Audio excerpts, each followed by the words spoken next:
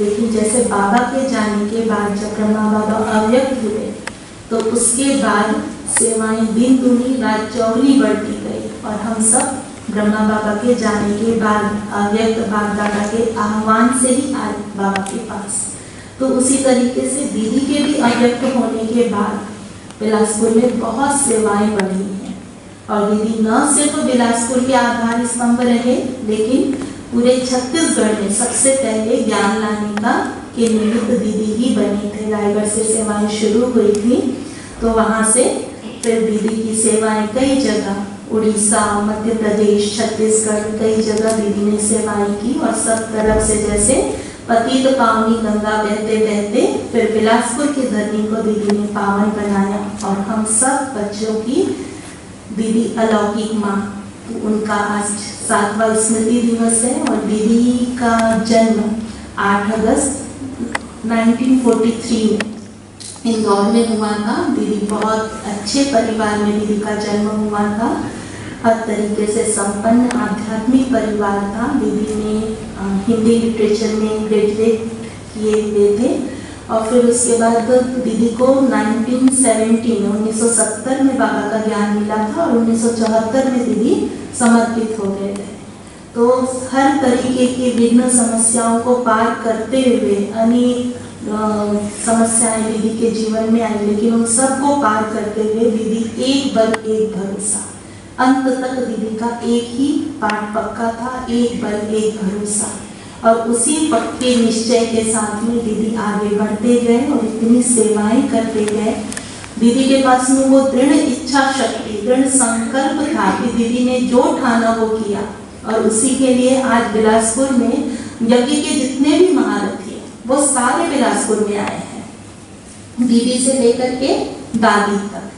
जब ये बिल्डिंग बनी तो दीदी की ही वो दृढ़ इच्छा शक्ति थी कि पूरे छत्तीसगढ़ की पहली बाबा की बिल्डिंग दीदी ने बनवाई थी, ये जो राजयोग भवन है। तो पहली बिल्डिंग में दीदी ने बड़ी दादी को बुलाया था।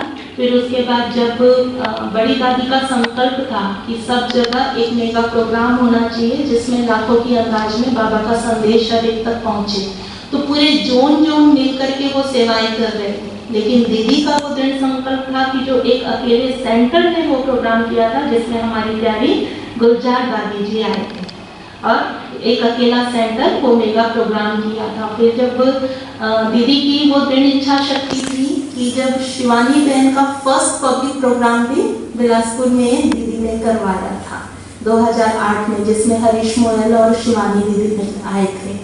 तो इस तरीके से दीदी ने अनेक प्रोग्राम, अनेक उपलब्धियां की और दीदी की कई जगह सेवाएं राजगामपुर, ब्रिजराजनगर, चापा, मुंगेली, अंबिकापुर, तखतपुर, रायगढ़, कोरबा, कटघोरा, जांजगीर, कितनी जगह दीदी ने सेवाएं की। वहाँ पे ज्ञान में कब आई थी बहन जी?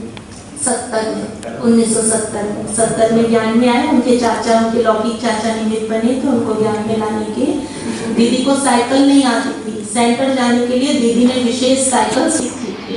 मुझे सेंटर जाना है, अनेक तरीके के विघ्न समस्याओं को पार करते हुए दीदी आगे बढ़ते गए और हम सबको आज दीदी की बगिया है जो ये खिली हुई है। तो ऐसी विशेष दीदी को नमन करते हुए, दीदी का आह्वान करते हुए अभी हम पहले भोग लगाएंगे और फिर उसके बाद जो हमारे पुराने वरिष्ठ भाई बहने हैं उनके साथ दीदी के साथ का अनुभव भी सुनेंगे और हमारे उनकी प्यारी दादी के लिए योग भी करेंगे। इसलिए थोड़ा सा टाइम ले करके सभी अभी बैठेंगे और दीदी को भोग लगाएंगे। तब तक सभी बहनें आ जाएंगे, साथ में भोग लगाएंगे।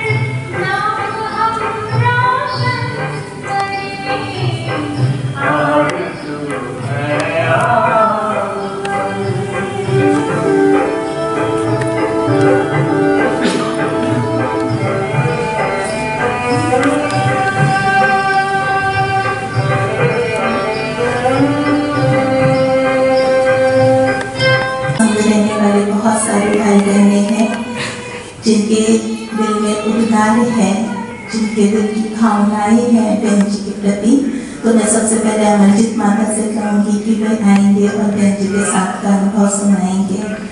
और अगर यदि आपको लेट हो रही। ओम शांति। ओम शांति।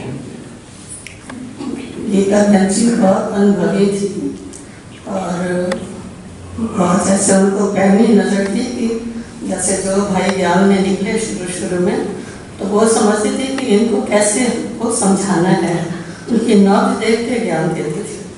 तो जब पहले जैसे भाई निकले तो वो बोलते थे अपने जुगलों को लेकर, और अगर बहन पहले निकलती तो बोलते थे अपने साथी को साथ लेकर। तो युगलों पर उन्होंने बहुत ध्यान दिया कि बोले अगर दोनों चलेंगे तो ही सेवा बढ़ेगी, नहीं तो आपस में लगे रहेंगे। तो बहुत फोर्स करके उन्होंने युगलों को तैयार किया। तो जैसे हम गीता राय, बीना बहन, शारदा बहन, ये ब्रह्मानंद की बारी थी, और एक जन थे बरार पांडे काठी थी, बहुत सारे युगलों को उन्होंने तैयार किया कि तभी सेवा आगे बढ़ेगी। इसके अलावा उन्होंने कुमारों को भी पूरा ध्यान दिया। हम लोग की क्लास में पढ़ते थे कि कैसे हम लोग तन मन धन से सेवा करें। तो हम लोग को 3 बजे बुलाते थे दोपहर को, तो सब तो बस 5 मिनट पहले योग कराते थे, 5 मिनट बाद में, और हम लोग को सब पूरा युक्ति से ध्यान के पैंट पक्के करते थे। और भाइयों को वो शाम को बुलाते थे, चिड़चिड़ करने के लिए बैठे रहते थे, सारे भाई आते। तो ऐसी कहानियाँ सुना के, अनुभव सुना के उनको मतलब बुलाते थे। फिर कुमारों का भी उन्होंने पूरा ध्यान दिया।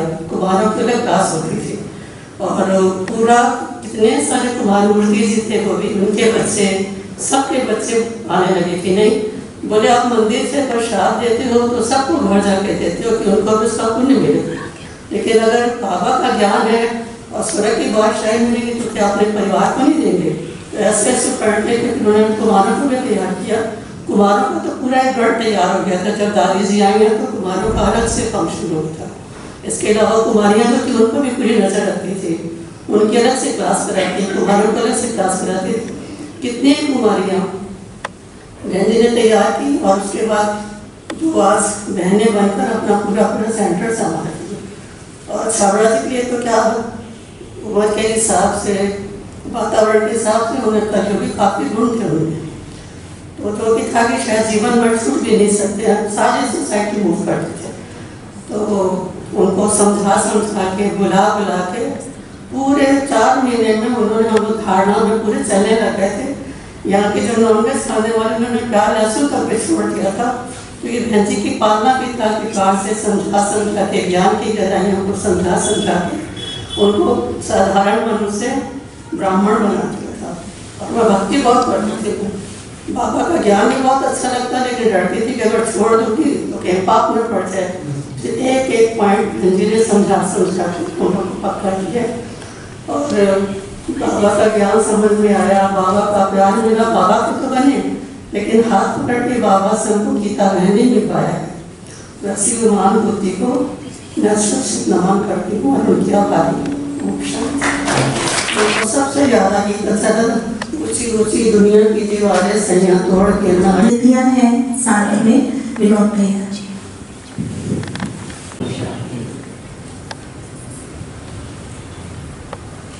मैं जब सबसे पहले बाबा का ज्ञान 1984 में लिया, और उस समय ही हमारी दीदी से मुलाकात हुई थी।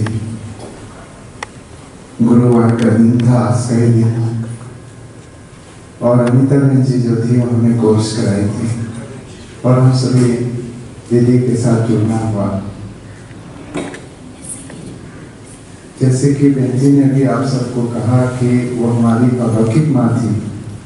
रियल में हम सब आज उनको मिस करते हैं कि हमारी अलौकिक माँ हमसे लौकिक में अभी नहीं है, व्यक्त में नहीं है। हम उनको बहुत मिस करते हैं, बहुत याद करते हैं। क्योंकि एक बार ऐसी कुछ बात आई थी, तो उसमें बहन जी कहती कि अभी तुमको पता नहीं चल रहा है, जब मैं नहीं रहूंगी ना तब तुमको पता चलेगा। आज वो चीजें याद आती है। बहन जी हम सबको शक्तिशाली बनाए हैं। रामनाथ भाई भी बैठे हैं, कृष्णा भाई भी हैं। हम सबको बाबा जैसे कहते हैं कि ठोकर खाएंगे, ठोक ठोक के ठाकुर बनेंगे। तो बहन जी हम लोग को ठोकती भी थी और बाद में बहुत प्यार करते थे। इतने हम लोग को मतलब शक्तिशाली बना दिए कि आज कितनी भी विकट परिस्थितियां आता है, लेकिन हम लोग उसको याद करके और बाबा के कार्य में मददगार बने हुए, बाबा के साथ चल रहे हैं। और सारी बहनों को आज आप देखिए, आज समाज में सबसे बड़ा, अगर किसी की एक बच्ची हो जाती है उसको पालना करना बहुत मुश्किल काम है, उनकी निगरानी करना बहुत मुश्किल काम है आज के ज़माने में। और बहन जी ने अपने 2 बच्चियों को, छोटी छोटी बच्चियां थी, उनको छोड़ करके और बाबा के यहाँ हमारे रायगढ़ आई और उसके बाद फिर बिलासपुर की सेवा शुरू हुआ। और कितनी बहनों को, कितनी कन्याओं को, क्या उनके पास समस्या नहीं आता होगा? लौकिक में आता है तो अलौकिक में भी आता है, लेकिन कभी उनके चेहरे पे जरा सा भी शिकन हमने नहीं देखा। उनका अमृत वेले का योग पक्का था। एक दिन की घटना है, अमृत वेले हमारा भट्टी होता था, नाइट भट्टी होती थी। दीदी जी को बहुत बुखार था, फिर भी शाल ओढ़ करके और एकदम बैठी हुई है। हमने दीदी को कहा, दीदी आपकी तबीयत ठीक नहीं है, बाबा ठीक कर देगा इसीलिए तो बैठी हूँ बोले। इतना दृढ़ निश्चय, इतना विश्वास दीदी जी का था। और हम सभी उनको भूल नहीं पाएंगे, क्योंकि इतना लंबा सफर हमने उनके साथ तय किए थे। और जैसा कि हम सुनते हैं, तेरा तुझको अर्पण मेरा क्या लागे। दीदी जी का कुछ भी अपने साथ नहीं गया, सब कुछ किया दीदी ने, पूरा जीवन जैसे दधीची मिश्र अपना हड्डी दिया, सबसे कराया, सबका भाग्य बनाया और खाली हाथ चली गई।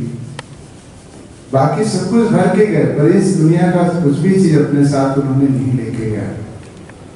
सारी बाबा का यज्ञ की प्रॉपर्टी बाबा के लिए, आज इतना बड़ा महल यहाँ उछलापुर में कितना बड़ा बनाए और सभी से लगाया, सभी का तन मन धन स्वाहा की।